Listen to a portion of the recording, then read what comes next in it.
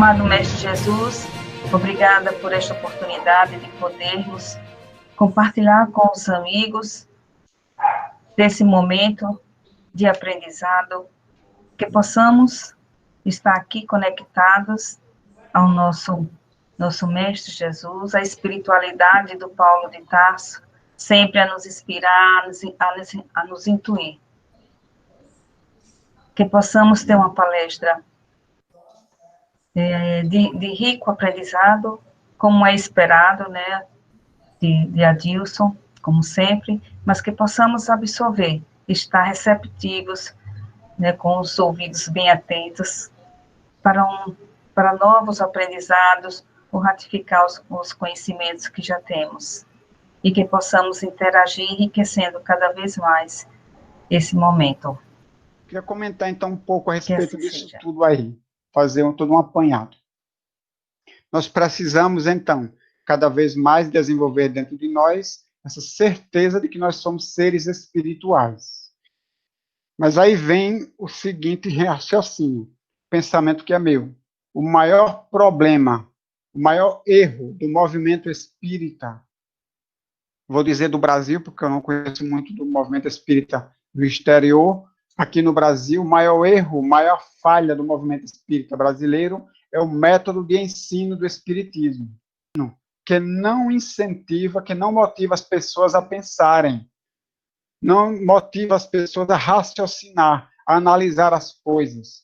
E assim nós, ao longo do tempo, nós espíritas, nos acostumamos a receber tudo pronto, tudo de maneira cômoda. Por isso que o modelo de palestras aqui no Brasil evoluiu muito mais, se desenvolveu muito mais do que os grupos de estudo. Geralmente, nas casas espíritas, nós vamos encontrar salões de palestras cheios e grupos de estudo com pouca gente participando. Por que isso acontece? Porque assistir palestra é muito mais cômodo. Você não precisa pensar, não precisa raciocinar. Basta se sentar, cruzar os braços e ouvir. Quem tem o trabalho de pensar e raciocinar é o palestrante. A gente fica só ouvindo, não há interação. Mesmo nos grupos de estudo, esse método é o mesmo. Nós temos um monitor, um coordenador, que transmite o assunto para as pessoas sem incentivar, sem valorizar, sem motivar as pessoas a pensar, a analisar, a construir o conhecimento. Eu acho que ao invés da gente dar o conhecimento espírita às pessoas, nós deveríamos ajudar as pessoas a construir o conhecimento espírita dentro delas. Só que nem todo mundo gosta disso, porque isso não é muito cômodo, isso dá trabalho. Isso dá trabalho. Eu sou contra o modelo de palestras? Não. Mas eu acho que eles poderiam ser melhores, poderiam ser interativos. As palestras deveriam ser interativas, onde as pessoas pudessem conversar com o palestrante, tirar dúvidas, analisar o que o palestrante está dizendo. E como nós, e olha só o raciocínio, como nós não fomos incentivados a desenvolver a nossa capacidade, a vontade de sempre analisar as coisas, de raciocinar para construir um conhecimento, nós acabamos elegendo líderes que são espíritas que se destacam ou por uma mediunidade que possuem, ou por um trabalho social que realizam, ou por um carisma na sua fala, enfim, por alguma coisa. Ele se acaba se destacando e nós, então, transformamos aquela pessoa em líder e passamos para ele a responsabilidade de pensar e nos dar as coisas prontas. Só que esses líderes que elegemos, e no movimento espírita já elegemos muitos, eles são seres humanos falíveis também. Então, quando eles erram, ou quando eles transmitem alguma coisa distorcida, acaba, então, generalizando o erro por todo o movimento espírita, pelo menos por todos aqueles que o entendem como sendo um líder, e nos tornamos seus seguidores. Então, quando eles cometem um erro, um equívoco qualquer, não por má fé, mas porque são humanos, quando eles transmitem alguma coisa equivocada, acaba se generalizando aquele erro no movimento espírita que todos nós acatamos porque é fulano que está dizendo. Então, qual é o nosso raciocínio hoje? O único que a gente faz? Fulano disse, é assim porque fulano de tal disse que é assim. É assim porque o espírito tal disse que é assim. E aí nós não analisamos as comunicações mediúnicas, não analisamos os livros que lemos, não analisamos as coisas que os palestrantes falam, simplesmente é assim porque fulano de tal disse que é assim. Nós passamos para ele a responsabilidade de pensar, de ver as coisas como são e dizer para nós. E nós apenas escutamos e acatamos sem raciocinar. Só que aí a nossa fé não se torna uma fé sólida, nem uma fé raciocinada, porque ela não é baseada na razão, é baseada no ouvir dizer. Fulano disse, então eu acredito que é assim, porque ele disse que é. Por isso que é tão importante a gente desenvolver o conhecimento, o raciocínio, que nos leve a entender, a desenvolver essa certeza cada vez maior que nós somos seres espirituais, que nós somos espíritos. E quando nós tivermos essa certeza dentro de nós cada vez mais forte, a nossa vida, a vida na sociedade mudará cada vez mais. O paradigma que hoje é seguido pela sociedade, que é o paradigma materialista, será substituído pelo paradigma espiritual.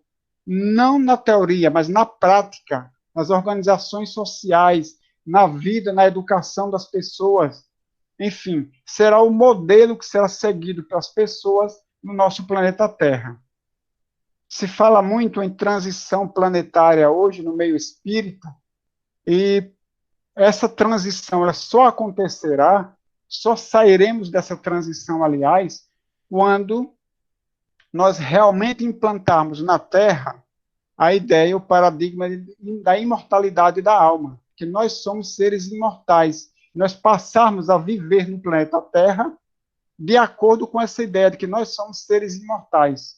Não é viver sem as coisas materiais, que nós precisamos delas para viver na matéria. O homem desenvolveu a civilização, ele precisa então de uma casa, ele precisa de roupas, ele precisa de alimentos compatíveis com seu corpo físico, com sua necessidade física, enfim, ele precisa das coisas materiais. Ele precisa se dedicar a um trabalho que lhe dê um rendimento, que eu faça, lhe dê condições de adquirir as coisas que ele precisa. Então, não é a gente viver fora das coisas materiais, é viver dentro das coisas materiais, porém, valorizando o ser espiritual que nós somos. Valorizar as coisas do espírito, muito mais do que as coisas da matéria. Nos desprendermos das coisas materiais não é abandonar as coisas materiais, é nos desprender mesmo, vivermos mais de acordo com a ideia, com a noção de imortalidade da alma, do que de imortalidade do corpo físico. Falando em transição, queria mostrar para vocês aqui um livro, que eu acho que vale muito a pena ser lido, que é este aqui, ó. O Ponto de Mutação, do físico Fritjof Capra. Fritjof Capra, ele escreveu esse livro na década de 80 do século XX. O Ponto de Mutação. Ele faz uma análise, como cientista, do momento em que a atualidade, que a gente vive na atualidade, no nosso planeta como um todo, um momento de mutação, de transição, em que a sociedade ela se encontra decadente, e isso mostra que uma outra sociedade está começando a germinar, uma sociedade renovada, baseada num novo pensar e num novo sentir, que é justamente a proposta do Espiritismo. E o Espiritismo está aqui na Terra para contribuir com toda essa transformação, com toda essa renovação do nosso planeta, que nem sempre acaba acontecendo através simplesmente do nosso esforço próprio, mas muitas vezes precisa de apoio, de catástrofe, de sofrimento e da dor. Se não aprendemos através do amor, se não desenvolvemos ainda amor suficiente para este mundo transformado, precisamos da dor para que ela sirva de impulso para que a gente possa se enxergar melhor e se transformar. E assim nós estaremos contribuindo para que a ideia do homem imortal ela possa começar a vigorar na humanidade.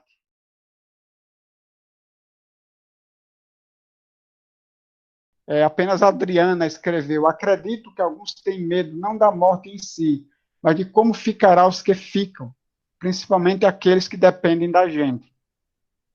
Aí é que está, Adriana. Isso é a mesma fé que nos leva a não temer a morte, também nos leva a não temer deixar aqueles que não nos pertencem, que são nossos filhos.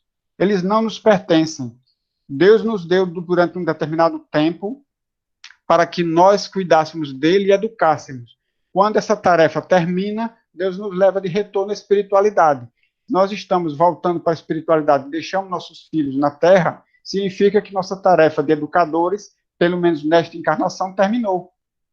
Eles não vão ficar abandonados, eles vão seguir a vida que eles necessitam, as experiências que eles precisam ter. Essa preocupação ela é quase generalizada, porque nós sempre queremos controlar tudo. Então, queremos controlar a vida dos nossos filhos, como eles ficaram aqui na Terra. Até do outro lado, a gente passa para o mundo espiritual, e a gente quer ainda continuar controlando como vai ser a vida dos nossos filhos, o que eles vão ter para comer, como é que eles vão ficar sem mim, e a gente não sabe se desapegar das coisas. Desapegar das coisas materiais é também se desapegar dos entes queridos, porque eles não são nossos. Nossos filhos são espíritos, portanto não são nossos. Nós demos a eles apenas a oportunidade de reencarnar, fornecendo a eles um corpo físico. Eles são obra de Deus e na nossa ausência Deus cuidará deles. Quantas mães chegam nas reuniões mediúnicas chorando porque não porque desencarnaram, mas porque não sabem como estão passando seus filhos, que às vezes ficam realmente em situações complicadas, mas que não compete a ela naquele momento mais ajudar, porque ela não tem condição naquele momento. Se assim que ela tiver condições, ela poderá estar junto dos filhos ajudando, mas não viver ao lado dos filhos dentro daquela casa. Ela precisa dar continuidade às experiências dela como espíritos, podendo ajudar aqueles filhos como a qualquer outro, através do seu amor, através do afeto que elas podem dar. Eneida escreveu exercício do afeto versus apego. A quarentena tem me feito pensar sobre isso. Espero que a quarentena não tenha feito você se tornar mais apegado ainda aos seres queridos, já que está mais tempo junto deles. Mas aprender esse desapego, porque a gente sabe que eles podem se contaminar, podem até desencarnar e nós não. Ou nós podemos desencarnar, ser contaminados, desencarnar, e eles ficarem na Terra. E aí nós vamos fazer o quê? Entregar àquele, aliás, que é quem tem total e absoluta condição de cuidar dos nossos filhos, muito melhor do que nós, que é Deus. Cristiane escreveu: aprendem a andar com as próprias pernas, creio eu. Exatamente. Esse é o momento. Na nossa sociedade, aliás, numa idade primitiva, numa época primitiva, as crianças se desenvolviam muito mais rapidamente e aprendiam a viver e a cuidar da sua própria sobrevivência muito mais cedo do que hoje, né, nos seres primitivos. Com a civilização, Deus quis que as crianças elas demorassem mais tempo para crescer, mais tempo para amadurecerem, ficando mais tempo na dependência dos pais, pela questão do desenvolvimento do afeto e do amor por essas criaturas, que demoraram mais tempo na fragilidade relativa, dependendo mais, por mais anos, dos pais, aumentando assim o afeto, o cuidado, o amor entre uns e outros. Mas eles crescem, nossos filhos crescem, e precisamos aprender a nos desligar, nos desapegar deles, deixar que eles cuidem da própria vida. Muitas vezes o filho tem 30 anos de idade, e o pai e a mãe, para o pai e a mãe, isso é natural, é normal, ele vai sempre achar que é uma criança. É sempre o meu filhinho, a minha filhinha, com 30 anos de idade. Mas disso para a mãe ou o pai achar que aquele filho de 30 anos, que você deve dizer qual é a roupa que ele tem que usar, qual é o lugar que ele pode ir, que horas ele pode retornar para casa, isso já é apego, já é querer estender um controle muito mais além da necessidade, até porque os filhos precisam, assim como os pássaros, desenvolver as asas, fortalecer essas asas para alçarem seus voos próprios. Nós precisamos nos desapegar dos nossos filhos e deixar que eles voem, porque eles são espíritos, precisam passar pelas experiências deles, aprender a fazer as escolhas corretas. E como é que eles vão fazer isso se a gente é quem escolhe por eles? Se a gente quer ditar todas as regras, mesmo quando eles já têm condições, capacidade de decidir por si mesmos. Então, quando os filhos crescem, formam seus lares ou continuam solteiros, enfim, mas nós precisamos deixar que eles tenham as suas experiências próprias, que aprendam a voar com as próprias asas, para aprender, como o Cristiano disse, é aprender a andar com as próprias pernas, tomar suas próprias decisões, seja errando, seja acertando. E nós, pais, vamos fazer o quê? Ficar só olhando? Não. Damos o apoio. Quando eles precisarem, estaremos ao lado, dando o apoio, dando a ajuda, motivando eles a seguir o caminho certo, orientando, mas deixando que eles tomem a decisão de suas próprias vidas, porque assim eles vão ter a oportunidade de crescer e se desenvolver. Bom, tem mais comentários aqui. Matheus Henrique escreveu, falou sobre o método de ensino do Espiritismo aqui no Brasil. Será que a gente, muitas vezes, não trazemos dogmas de outras religiões mais antigas? Isso mesmo. Sabe por quê, Matheus? Nós, quando vamos assistir uma palestra espírita, é muito semelhante a como a gente vai assistir uma missa católica ou um culto evangélico. A gente se senta, cruza os braços e fica ouvindo o pastor ou o sacerdote falar.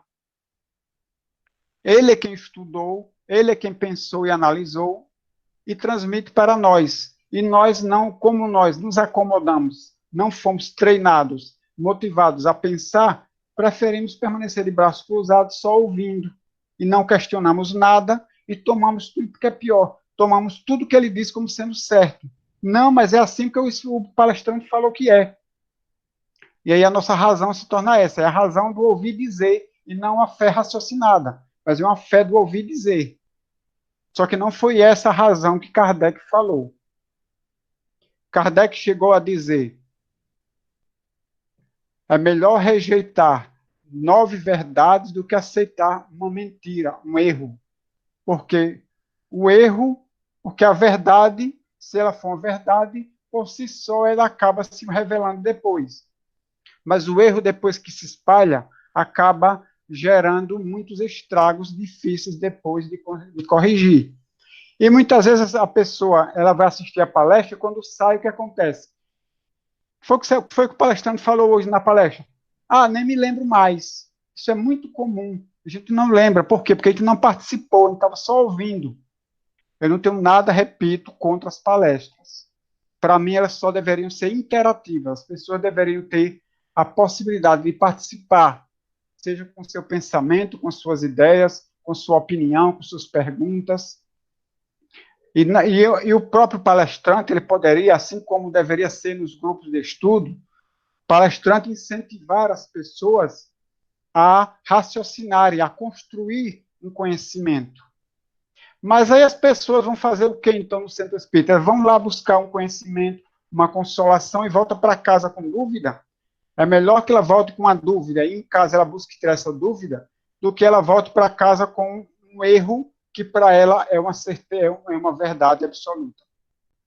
E isso nós aprendemos, nós trazemos muito isso das igrejas tradicionais, é verdade, das outras religiões, onde nós íamos para a missa, íamos para o culto evangélico, e depois voltávamos para casa dizendo, cumpri a minha obrigação de cristão, assisti ao culto, assisti à missa da semana, voltei para casa com minha obrigação.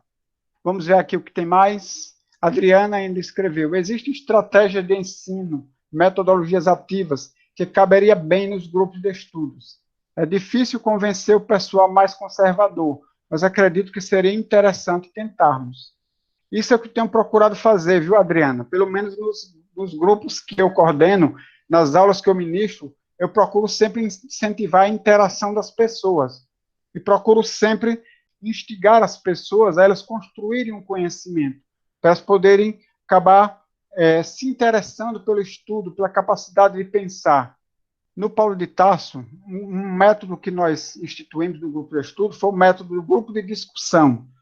Como é que ele funciona? Você estuda o assunto em casa e no grupo você não lê aquilo que foi lido em casa. No grupo você vai discutir as ideias que estavam contidas no que foi lido. Só o que é que acontece? Às vezes o grupo começa cheio e termina com pouca gente. Por quê? Porque isso dá trabalho. Você tem que toda semana ter a obrigação de ler em casa, de estudar, fazer anotações, de levantar dúvidas, de anotar, para poder discutir durante o encontro, durante a reunião. E muita gente não quer fazer isso. Prefere ir para o centro espírita, sem ter nenhum trabalho em casa para ir para o centro espírita para escutar a palestra, que o palestrante teve o trabalho de preparar. Eneida disse assim, em muitos cursos não é permitido falar por conta de tempo. Palestra é a mesma coisa. Aí é que está. A gente está lá para poder cumprir um cronograma ou a gente está lá para aprender? Eu acho que o muito mais importante é o aprendizado do que o tempo. As pessoas precisam de um tempo, tudo bem. A palestra tem um horário para começar e para terminar, não tem problema. Mas isso não significa que a palestra não possa ser interativa. Nós já tivemos no Paulo de Tarso palestra presencial interativa. O palestrante falava só meia hora, e o restante do tempo eram perguntas e respostas, numa palestra. Então, isso é possível de se fazer, sim. Tem cursos que não é permitido falar, realmente tem. Muitas vezes o palestrante ele tem medo de ser de ser, como é que é a palavra? Contradito, é isso? Ele tem medo de ser contradito por alguém, ele tem medo de alguém fazer uma pergunta que ele não saiba responder.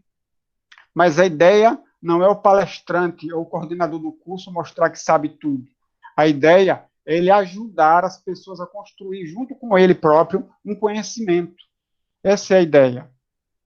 Erna Barros, um abraço, minha querida Erna. Que bom lhe ver por aqui. E todos os demais também.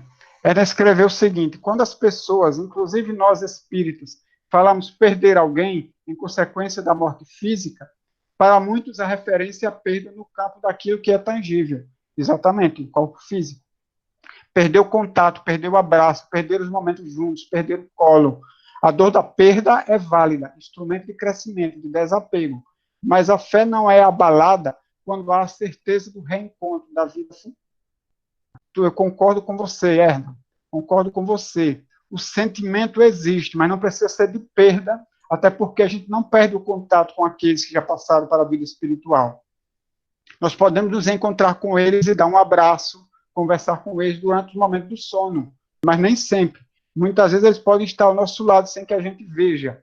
Então, como a gente tem realmente essa referência do corpo físico, a gente tem como referência o corpo. Verdade. E aí diz, eu perdi porque eu não estou mais vendo, não estou mais tocando nessa pessoa, não posso mais abraçar, não posso mais ver.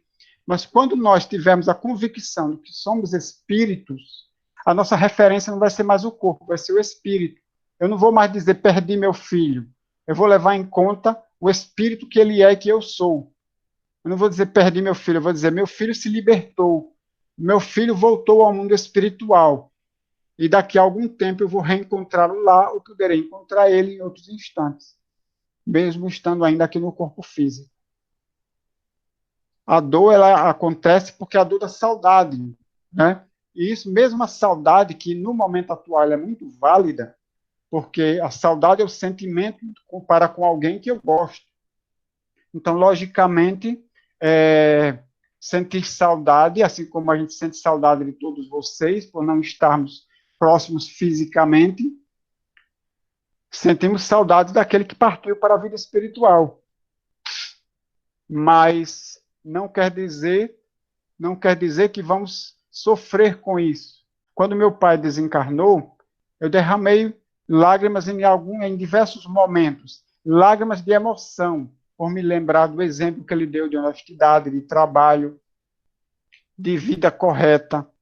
Me emocionei diversas vezes pensando na pessoa que ele foi, mas não derramei uma lágrima sequer porque ele tinha nos deixado, até porque eu acho que ele nunca nos deixou, ele continua vivo, amando a todos nós e nós também amando a eles, apesar de separados pela dimensão diferente que nos encontramos um do outro.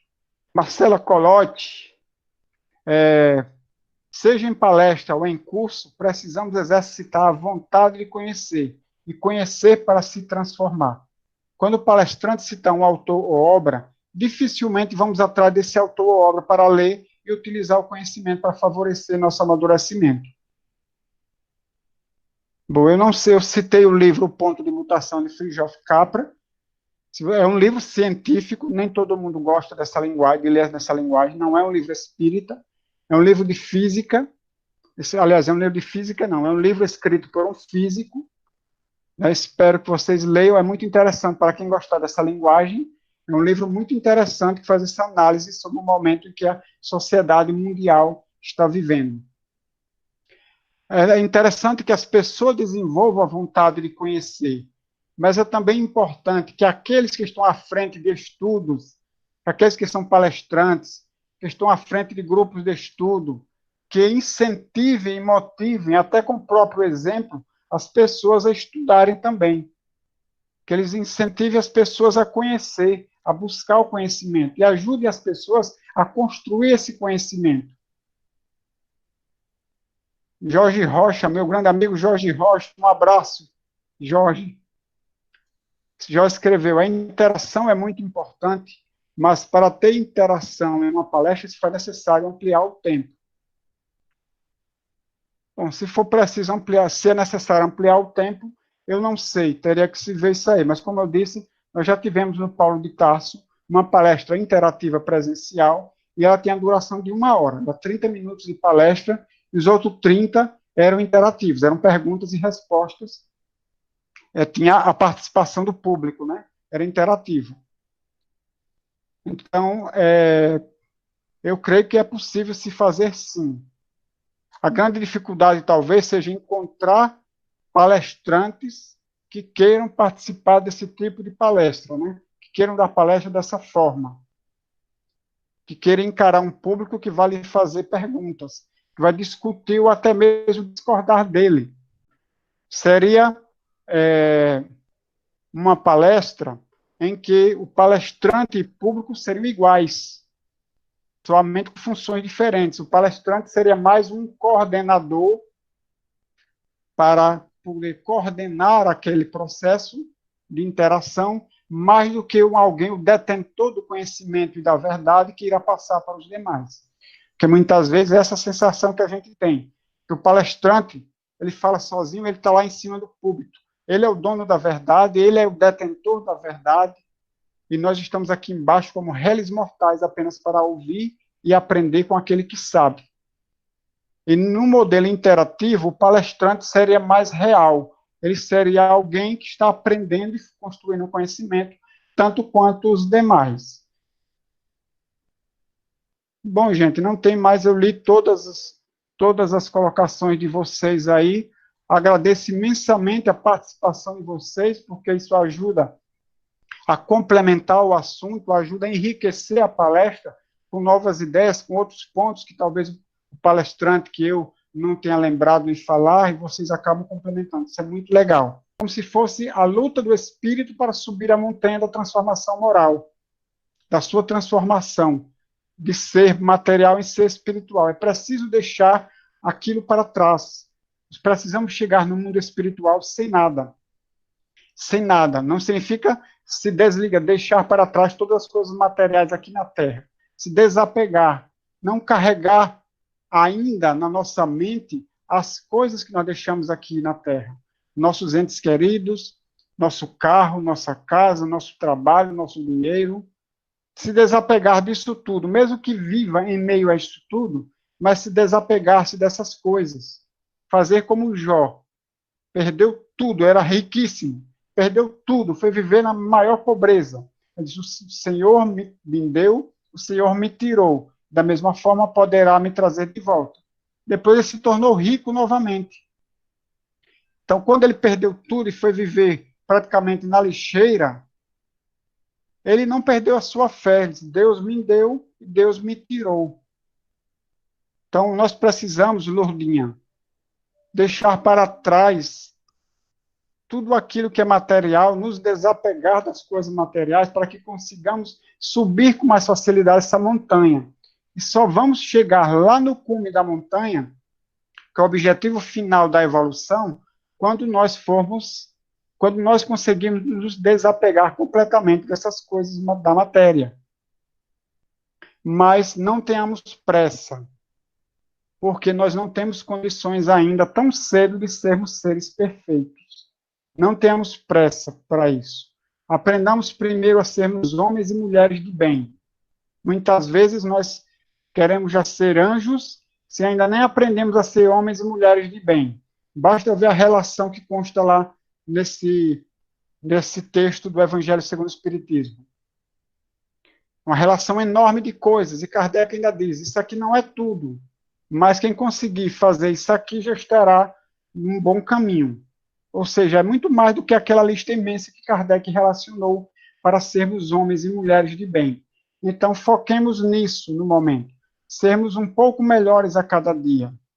Buscarmos nos conhecer e buscarmos cada vez mais fortalecer dentro de nós a convicção de que nós somos seres espirituais.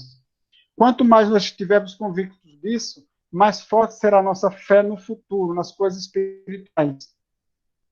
Menos a gente sofrerá com as coisas da matéria, menos nós sofreremos com a morte dos entes queridos, nosso sofrimento será menor, como dito naquele slide que nós lemos no início da nossa palestra. Tudo aquilo que pertence ao espírito é nossa propriedade. O que não pertence ao espírito é apenas empréstimo que em determinado momento teremos que devolver a Deus. Bom, gente, agradecemos a presença de todos. Esperamos todos na próxima reunião online com a nossa irmã Ana Vargas, no dia 23. Obrigado a todos aí por compartilharem seu pensamento, suas ideias. E eu vou pedir a Tatiana para fazer a nossa prece do encerramento.